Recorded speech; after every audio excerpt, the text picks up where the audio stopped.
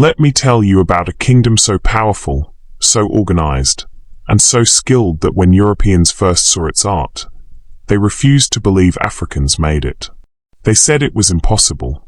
They said it must have come from Europe. They said Africans were not capable of such beauty. They were wrong. Welcome to Cammy the Storyteller. This is the story of the Kingdom of Benin, and the bronzes that shocked the world. Long before Nigeria was called Nigeria, there was a city hidden deep in the forests. It was called Benin City. This was not a small village. It was a planned city with wide streets, strong walls, and strict order. At the center of everything was the Oba, the king. To the people of Benin, the Oba was not just a ruler. He was sacred. Benin was powerful, rich, and disciplined. Every guild had a role. Every artist had training. Every tradition had meaning. This was a kingdom that knew who it was. In Benin, art was not made for decoration.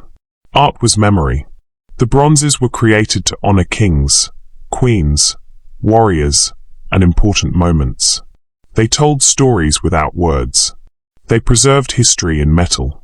Only specially trained artists could make them. These artists belonged to royal guilds. Their knowledge was passed from father to son, generation to generation. They used a method called lost wax casting. It required patience, skill, and deep understanding of metal. One mistake, and months of work was lost. These were not amateurs. They were masters. The Benin bronzes were not meant to be sold. They were sacred. They were placed in the royal palace, on ancestral altars, and in important spaces. Each bronze head represented a past Oba. Each carving told a story of victory, leadership, sacrifice, or ritual. To the people of Benin, these bronzes were a bridge between the living and the ancestors. They were history made solid. When Europeans first reached Benin, they were shocked. They expected chaos. They expected poverty. They expected savagery. Instead, they saw order. They saw power. They saw art finer than what they had at home. Still, greed followed curiosity. Trade turned into tension. Tension turned into disrespect. And eventually, it turned into violence. In 1897, British forces attacked Benin City. They burned the palace. They killed and scattered the people. They exiled the Oba. Then they looted. Thousands of bronzes were stolen. Heads, plaques, carvings, figures. Objects that had stood for centuries were taken in days. These bronzes were shipped away to Europe. Not as gifts. Not as trade. As war trophies.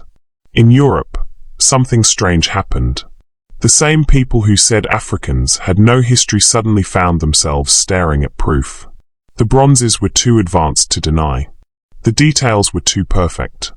The technique was too refined. Museums rushed to display them. But instead of crediting Benin, they told new lies. They said the art must have been influenced by Europe. They said Africans copied outsiders. They refused to admit the truth. That Benin was already great. For years, the people of Benin lived without their history. Their ancestors were gone. Their sacred objects were locked behind glass. Their story was told by strangers. Still, the memory remained. Parents told children about the bronzes. Elders spoke of the palace. The Oba's legacy lived on in words, waiting for the day the world would listen. Today, that day is slowly coming. Museums are being questioned. Countries are asking why stolen art is still being held. Some bronzes have begun to return home. Not all, but some. And every return is a reminder. These were never just artworks. They were stolen voices. The story of the Kingdom of Benin is not just about the past. It is about dignity. It is about truth. It is about who gets to tell history. The bronzes prove that Africa was not waiting to be civilized. Africa was already creating, ruling, and remembering. And no matter how far the bronzes traveled, they never stopped telling that story. They are still speaking, if you listen closely. Thank you for listening to Cammy the Storyteller.